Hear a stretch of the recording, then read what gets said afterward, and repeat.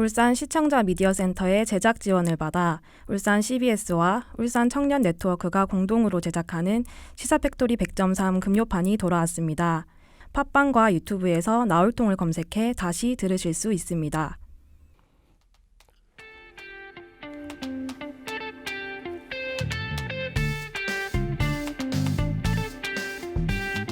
(1999년생) 20살. 이 친구가 누군지 아시나요? 바로 인터넷 인감증명서라 불리는 공인인증서입니다. 핸드폰에 있는 은행 증권사 어플을 이용하려면 공인인증서 통해 본인인증을 사용해야 했죠. 그런데 공인인증서 사용 과정이 너무 불편했습니다. 10자리 이상의 비밀번호 입력은 물론 각종 보안 프로그램 설치에 늪에 빠져 1시간 내내 고생했던 기억이 납니다. 이제 공인인증서 설치의 늪에서 자유로울 수 있을까요? 전자서명 개정 법률안이 통과되면서 오는 12월 10일부터 공인인증서 제도가 전면 폐지됩니다. 사설 인증서로 대체 가능한데요. 이제 복잡한 설치가 필요 없습니다. 편리해진 만큼 인증서 본래의 기능이 잘 유지될지 걱정 반 기대 반입니다. 시사 팩토리 100.3 금요판과 나올통 진행을 맡은 엄효빈입니다. 안녕하세요. 정치해설가 이태인입니다. 키보드 자판에서 제일 싫어하는 키가 있습니다. 바로 캡스락이라는 키인데요. 영어의 대문자를 소문자로, 소문자를 대문자로 바꿔주는 키인데, 그런데 이 키가 켜져 있는 걸 모르고 로그인을 하다가 로그인이 안 된 적 많으실 겁니다. 이제 어느 정도는 캡스락 키의 방해 공작 속에서 해방될 수 있을 것 같습니다. 공인인증서 제도 전면 폐지로 더 이상 키보드로 암호를 입력해서 로그인할 필요가 없어졌기 때문인데요. 액티브엑스와 더불어 공인인증서 폐지로 조금 더 쾌적한 금융 환경을 누릴 수 있길 바랍니다. 네, 유사과학자 김연우 연구원의 과학기술민주화운동 세 번째 시간으로 유사과학자 김연우 연구원 스튜디오에 나와 있습니다. 안녕하세요. 네, 안녕하세요. 네, 한 달 만에 뵀는데요. 시사팩토리 100.3과 나올통 청취자들께 간단한 소개 및 한 달의 근황 설명해 주시죠. 네, 일단은 사실 대학원생의 삶이 그렇게 크게 막 변동 있고 그러진 않았어요. 항상 네. 그냥 그저 그런 삶으로. 다만 그래도 이번이 12월 달이기 때문에 좀 연말 분위기 좀 나고 좀 한 해를 좀 정리하면서 살고 있습니다. 네, 그러면 오늘은 어떤 주제를 준비하셨나요? 이제 다음 주 목요일이 되면 우리 삶에 약간의 변화가 생기는 걸 좀 얘기를 해보려고 해요. 바로 공인인증서에 대한 겁니다. 공인인증서가 어떻게 바뀌나요, 그러면? 네, 일단 간략하게 말하면 세 가지 정도인데요. 지난주에 국민생활과학기술 포럼이라는 게 있었어요. 거기서 한국인터넷진흥원 보안인증단 차세대 암호인증팀 이원철 수석 연구원분이 발표한 이제 자료를 기반으로 말씀을 드리면, 네. 첫 번째로는 이제 공인인증서 제도 폐지 및 다양한 전자서명 수단 이용 활성화. 두 번째로는 신뢰성, 안정성 있는 전자서명 수단 제공을 위한 운영 기준 평가 및 인정제 도입. 세 번째로는 이용자 보호는 현행 수준으로 유지를 하고 제도 변경에 따른 이용자 불편 방지. 이렇게 총 세 가지입니다. 저도 그동안 공인인증서 사용하면서 불편한 게 한두 개가 아니었거든요. 근데 공인인증서 무엇 때문에 이렇게 불편한가요? 사실 공인인증서 여기서 금융 활동을 안 하시는 분이 없으실 테니까 잘 아시겠지만, 네네. 뭐 발급 방식도 굉장히 까다롭고요. 인터넷에서 들어가서 하나하나 또다시 다운을 받아야 되고, 그리고 굉장히 만료 기간이 짧습니다. 1년 단위로 재발급을 해야 돼요. 이것도 굉장히 좀 불편하고, 그리고 결정적으로는 사실 우리가 제일 싫어하는 액티브엑스 때문이죠. 그쵸. 보안 프로그램을 깔아야 되는 거. 네, 이런 게 좀 있겠네요. 그러면 이제 지금까지 사용했던 공인인증서는 어떤 걸로 대체하게 되나요?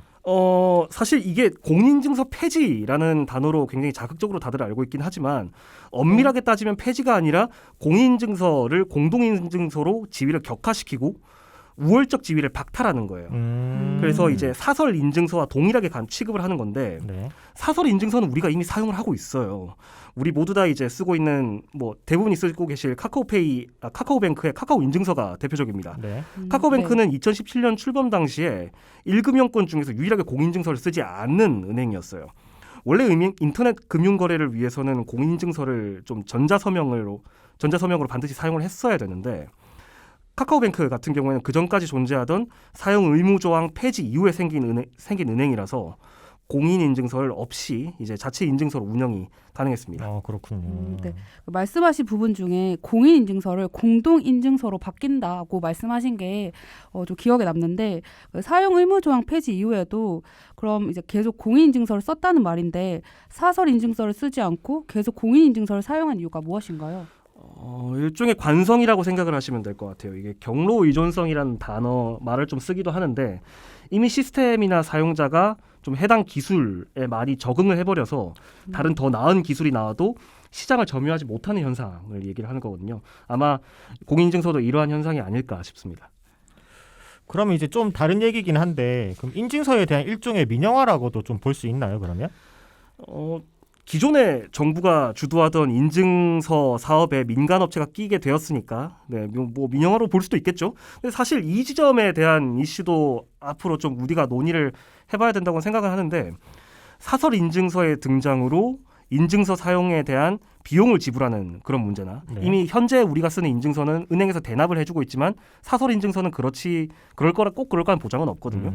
그리고 이제 인증서 사용 이외에 다른 기능을 끼워 팔기 이런 것에 관한 것. 예를 들어서 우리가 많이 쓰는 뭐 플레이어 하나를 다운받았는데 백신 프로그램도 같이 깔리는 뭐 그런 현상들 있죠. 많죠. 근데 사실 하지만 여기서 좀 이것 말고는 좀 다른 면을 짚어보고 싶어요. 좀 더 본질적으로 보안에 있어서 유용한가 그런 측면에서 좀 짚어보고 싶네요. 앞으로 공인 인증서가 아닌 사설 인증서를 사용하게 되면 보안 측면에서 어떤 변화가 일어나나요? 일단은 다양성이 증가를 하겠죠. 다양성이 증가하게 되면 우리가 앞서도 말씀드렸다시피 정부의 정책 중에 하나는 공인 인증서를 다양화시키고 이용자가 선택을 하겠다. 선택을 하게 시키겠다. 그게 이제 목적이었고요. 네. 그건 말고 그러면 이제 이용자가 자기가 생각하기에 좀 보안 수준이 높은 인증서를 선택해서 사용을 할 수 있겠죠. 그리고 좀 결정적으로는 공인인증서가 채택하고 있는 기술인 PKI라고 하는 게 있는데 공개키 기반이라는 기술입니다. 이것 이외에도 다른 기술이 사용된다는 거예요. 이 공개키 기반이라는 기술을 간략하게 설명을 하면 은행이란 내가 열쇠를 나눠 갖는 거예요. 공인인증서를 이제 받으시게 되면 보통 USB나 이런 곳에 저장을 하게 되죠. 네. 그럼 그 안에 NPKI나 예스사인이라는 폴더가 생기는 걸 보셨을 거예요. 네, 네네. 맞아요. 그게 바로 열쇠입니다. 그래서 이 공개키 기반의 가장 큰 문제는 이 열쇠를 도난당하고 비밀번호가 털리면 말 그대로 다 털리는 거예요. 그래서 이 중요한 보안 관리를 은행이 이용자에게 전가하는 꼴이거든요. 그래서 털려서 발생한 금융범죄나 피해에 대해서는 은행은 어떠한 책임을 지지 않아요. 그래서 이용자의 실수로 인정이 되고 사업주가 사업장에 충분한 지도를 했으면 처벌하지 않는다는 면책도 존재합니다. 그래서 이 관점에서 아까 2017년에 공인증서가 이렇게 판을 치던 시절에 카카오뱅크의 공인증서 미사용 결단은 꽤 좀 대단한 행보라고 저는 생각을 해요. 이용자에게 별도의 관리 책임을 주지 않고 이제 금융범죄나 어떤 문제가 발생하면 카카오뱅크에서 발생한 금융사고에 대해서 카카오뱅크가 책임을 지겠다는 뜻이 되는 거니까요. 그러면 어쨌든 사설 인증서는 이용자에게 관리 책임이 없다고 봐도 된다는 건가요? 아니면은 실제로는 따로 뭐 이런 관리 책임이 있는 건가요? 사실 책임이 없다고는 할 수 없다고 생각을 해요. 왜냐하면 정부의 생각은 다양한 인증서를 만들고 거기에 맞는 평가 기준을 마련해서 인증서의 일종의 등급을 매기게 되고 이용자가 좀 선택할 수 있게 한다는 거거든요. 네. 근데 사실 여기서 문제점은 과연 이 선택이 선택이냐는 거예요. 정부가 아무리 인증서에 소고기 등급 매기듯이 등급을 매긴다고 해도 사실 인증서는 소고기가 아니거든요. 그러니까 눈에 보이는 현물이 아니에요. 코드로 이루어진 가상의 존재인데 이걸 등급을 매기고 이런 게 좋고 저런 게 좋다 한들 일반 사용자가 이걸 어떻게 판단을 하겠냐는 거예요. 그래서 여기서 정부가 이제 얘기를 하는 사용자가 등급을 보고 어떻게 이게 좀 더 나은 보안이다라고 이제 선택을 하는 것 자체 이 말에 어폐가 좀 있다고 생각을 합니다. 그래서 결국 인증서를 선택하는 책임은 사용자 우리에게 남아 있는 거죠. 아까 선택권을 소고기 등급에 비유한 게 되게 인상적이었는데 그러면 인증서를 이용한 업무나 거래를 하게 되면 상호 간의 작용에 의해서 발생되는 거잖아요. 네, 그렇죠. 그런데 이용자가 책임으로부터 완전히 벗어나게끔 하는 것도 이상하지 않나요? 사실 맞는 말이긴 해요. 근데 이제 여기서 좀 고려를 해봐야 될 거는 좀 두 가지 정도가 있는데 첫 번째는 인증서를 이용한 서비스 제공자, 이제 서비스 제공자는 주로 금융권이 되는데 네. 이 서비스 제공자와 이용자 사이의 비대칭적인 권력 문제예요. 우리가 살고 있는 사회는 자본주의 사회죠. 극단적으로 네. 말하면 돈이 곧 권력이 될 수 있는 사회인데 이건 여러모로 이용자가 압도적으로 불리한 상황이에요. 이런 비대칭 속에서 균형을 맞추기 위해서 최대한 이용자의 책임을 권력이 집중된 서비스 제공자, 그러니까 금융권으로 옮기는 게 타당하다라고 저는 생각을 하고요. 두 번째는 사고 대처에 대한 흐름인데 우리가 인증서에 대해서 걱정하는 것 중에 하나가 인증서의 보안 체계 허술로 개인정보보다 민감한 기타 것들이 유출되는 상황인 거죠. 네, 그렇죠. 이것도 일종의 사회적인 재난이라고 볼 수 있어요. 최근에 재난 대처 방식 중에 하나로 리질리언스라는 게 주목이 되고 있어요. 간략하게 말을 하면 기존의 재난을 막아내는 방제라는 개념은 철저하게 모든 재난의 경우에 다 대비를 하자는 거예요. 근데 생각을 해보면 이 복잡한 사회에 재난이 어떤 방식으로 다가올지 어떻게 알아요? 그리고 그걸 다 대비하면 현실적으로 그 돈은 다 어디서 마련을 해요? 그래서 이런 문제 때문에 재난은 어차피 올 수밖에 없다. 이걸 인정을 하고 재난이 왔을 때 견디는 것과 재난 이후에 커뮤니티와 인프라의 회복에 집중하는 어떤 재난 대처 방식이 있어요. 이걸 우리는 리질리언스라고 얘기를 합니다. 근데 리질리언스 조금 더 쉽고 좀 더 구체적으로 설명해 줄 수 있을까요? 우리 청취자 여러분들께서 이게 조금 어려운 단어일 수도 있어서. 네, 리질리언스를 이제 조금 간략하게 얘기를 하면은 좀 더 간략하게 얘기를 하면 원래 생태학에서 사용되는 용어인데요. 우리만 뭐 학계마다 뭐 번역하는 게 다르겠지만 재난과 관련된 학계에서는 우리말로 회복력이라고 번역을 주로 하고 있습니다. 그래서 재난 이후에 어떻게 원래 상태로 돌아가는지 거기에 이제 포커스를 맞춘 이제 그런 의미라고 생각하시면 되겠네요. 그렇다면 이 개념이 웹상에서도 적용이 가능하다는 건가요? 당연하죠. 네, 아까도 말씀드렸다시피 정보 유출은 사회적인 재난이에요. 그래서 리질리언스를 컴퓨터 보안에 적용한 걸 사이버 리질리언스라고 얘기를 합니다. 이걸 간략하게 접근하면 이래요. 비유를 하자면 회사나 기관이 정보를 지키기 위해서 많은 보안 시스템을 성벽처럼 둘러싸이게 만들었어요. 근데 해커가 이걸 뚫는 방법은 사다리를 놓고 넘어가는 방식이라고 쳐요. 그러면은 이걸 이제 사다리를 놓고 넘어가서 한번 뚫렸어요. 한번 뚫리고 나니까 회사나 기관이 이제 더 높은 성벽을 쌓아서 그 해커가 사용했던 사다리를 못 쓰게 하는 방식이 기존의 사이버 보안의 개념이라고 생각을 하시면 될 것 같아요. 근데 이제 하지만 해커 같은 경우에는 이걸 뚫는 방식은 굉장히 간단해요. 그냥 사다리를 길게 만들면 돼요. 좀 더 길게. 네. 그래서 여기서 발견할 수 있는 포인트는 정보를 지키는 데 드는 비용보다 뚫는 데 드는 비용이 압도적으로 싸다는 거예요. 실컷 복잡하게 만들고 돈까지 투자를 했는데 그걸 뚫는 방식이 생각보다 쉽고 비용도 상대적으로 낮다는 거죠. 그래서 사이버 리질리언스는 어차피 비용 많이 들고 뚫릴 거 한번 털어봐라. 대신에 털리고 나서도 시스템을 정상적으로 계속 굴리는 것에 집중한 거죠. 이거 되게 좀 무책임하게 들리는 건데요, 이거? 사실 이게 굉장히 네, 굉장히 간략하게 말해서 이제 그렇다는 거지. 아예 손을 놓고 있겠다는 건 아니에요. 네, 재난 이후의 상황에 조금 더 초점이 맞춰져 있는 것 뿐이죠. 네. 다만 리질리언스의 내용 중에 하나는 중앙이 모든 상황에 대처할 수 없기 때문에 그걸 로컬한 단위, 그러니까 좀 더 작은 지역적인 단위에서 대처를 해야 한다는 거예요. 일종의 중차대한 재난에 대해서 책임을 분산시키는 건데 그럼 돈이나 인프라가 잘 구축된 로컬이나 개인은 재난에 좀 더 잘 대비를 할 수 있겠죠. 근데 그 리질리언스 잘 재비를 할 수 있기 때문에 그래서 돈이나 인프라에 좀 영향을 많이 받는 편이에요. 그래서 리질리언스가 좀 신자유주의의 결과물이라는 비판도 굉장히 좀 많이 받고 있어요. 그럼 다시 사설 인증서로 돌아와서 이번 정부의 공인인증서 폐지는 리질리언스로 넘어가는 흐름, 사이버 리질리언스로 넘어가는 흐름, 이러한 것을 정부가 포착한 결과라고 생각을 해요. 그래서 공인인증서란 이름으로 정부에서 통제하던 보안이 이제 민간으로 넘어가고 사용자가 선택함으로 인해 보안의 수준이 결정되게 된 거죠. 이게 사실 이게 당장에 어떤 결과를 낳을지는 저도 잘 모르겠어요. 애초에 인증서의 보안 수준이라는 게 사고가 나기 전까지는 체감이 안 되니까요. 근데 액티브X가 사라지고 그리고 좀 다양성이 증가한다. 우리가 선택할 인증서의 다양성이 증가한다는 이 큰 명제 아래에서 우리가 책임져야 하는 부분이 좀 더 늘어났다는 점을 좀 관가해서는 안 된다고 생각을 합니다. 네. 그 김연우 연구원이 많은 이야기를 해주셨는데 지금까지 내용을 청취자들이 쉽게 이해할 수 있게 오늘 주장하신 내용 핵심만 간단하게 말해주세요. 일단은 엄밀하게 얘기해서 첫 번째로 공인증서 엄밀하게 얘기해서 공인증서 폐지가 아니라 다른 사설 인증서와 동등한 지위를 격하했다라는 것.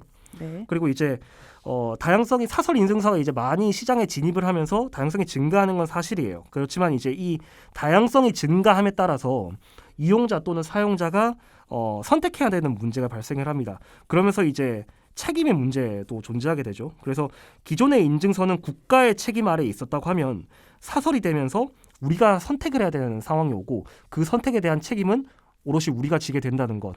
그걸 간과해서는 안 된다는 게 저의 입장입니다. 네, 잘 들었습니다. 자, 이제 진짜 과학자의 이야기를 들어볼 시간인데요. 그렇습니다. 오늘도 어김없이 유사 과학자의 주장이 얼마나 맞는지 진짜 과학자를 통해서 팩트 체크 들어가 보겠습니다. 유니스트 컴퓨터공학부의 문영경 교수와 전화 연결했습니다. 교수님 안녕하세요. 네, 안녕하세요. 네, 청취자분들에게 간단한 소개와 인사 부탁드립니다.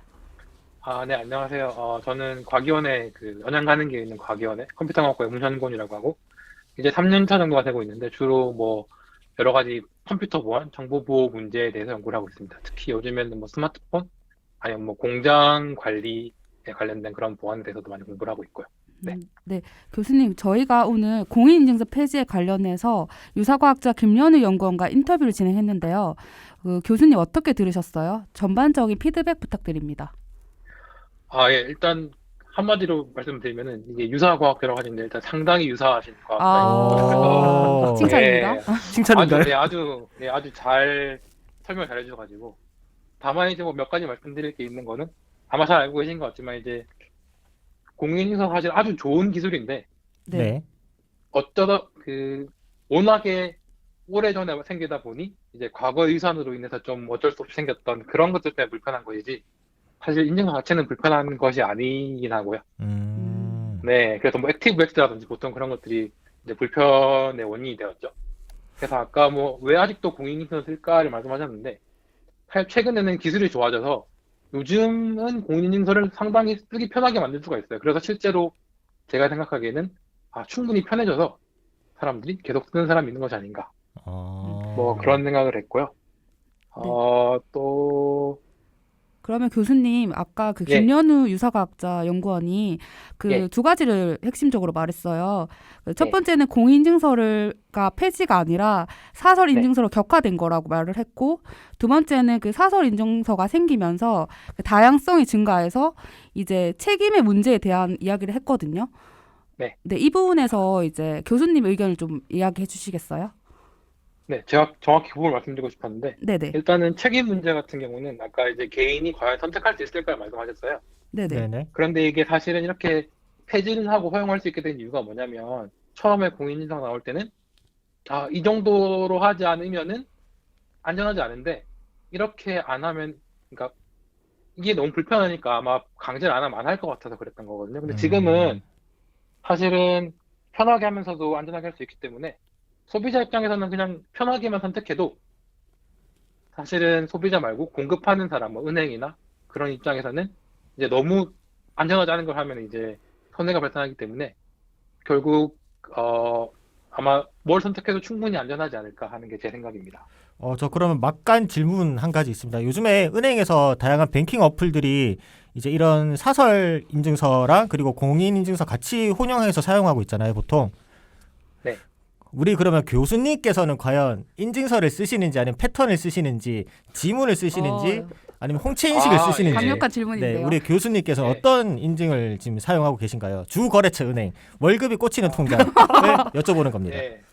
저는 사실은 뭐 온갖 필요한 것들은 다 쓰고 있는데요. 주로 저는 지문 인식이나 아니면 페이스 아이디 같은 그런 이제 스마트폰 인증 방식을 메인 주로 사용하고 있습니다. 사실은 기술적으로 네. 그런 것들이 지금 매우 안전하게 되어 있어서 이제 공인인증서보다 오히려 더 안전합니다. 사실은 그런 것들이. 저도 최근에는 이제- 질문이 하나 있는데 저는 네. 이제 커말못이라고 해서 컴퓨터를 알지 못하는 사람 중 한 명이거든요. 근데 이야기를 듣다 보니까 그 다양성이 많아지면 컴퓨터를 잘 모르는 사람들은 어떤 인증서를 선택해야 될지에 대한 혼란이 올 것 같아요. 혹시 그런 기준이라는 게 지금 마련이 되고 있나요? 그런 기준이 사실은 제가 알기로는 특별히 마련되고 있지는 않은 것 같고요. 다만 제 경험상으로는 특히 이제 그 일반인이 보기에도 신뢰할 수 있는 은행이 있고 뭐 신뢰할 수 없는 사실은 뭐 개인 사이트가 있을 텐데 충분히 신뢰할 수 있는 이제 큰 돈을 다루는 은행들에서는 사실은 충분히 안전한 인증 방법들만 사용하고 있는 것 같습니다. 제가 보기에는. 네. 네, 그러면 마지막으로 진짜 과학자가 생각하는 이런 결론은 무엇인가요? 공인인증서 폐지에 관해서 혹시 내리신 결론이 있다면 간단하게 부탁드릴게요.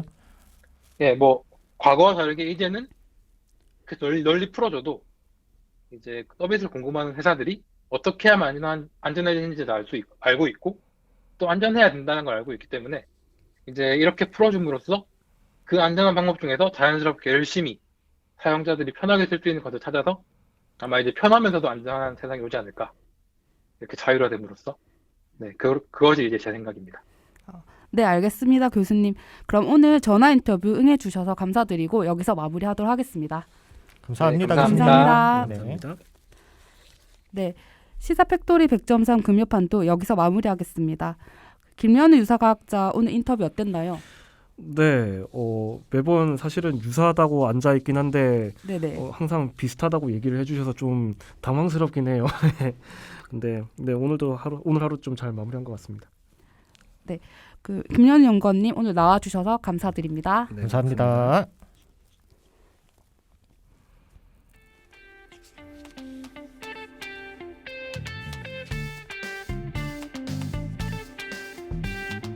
시사팩토리 100.3 금요판은 여기서 마무리하겠습니다. 지금까지 기술의 이창수 엔지니어, 음악의 길기판, 진행의 엄유빈 이태희, 연출의 엄유미 조광래 이승우, 책임의 김성광이었습니다. 다음 주 이 시간에 다시 찾아뵙겠습니다. 제가 모두라고 말하면 다들 안녕이라고 해주세요. 모두 안녕!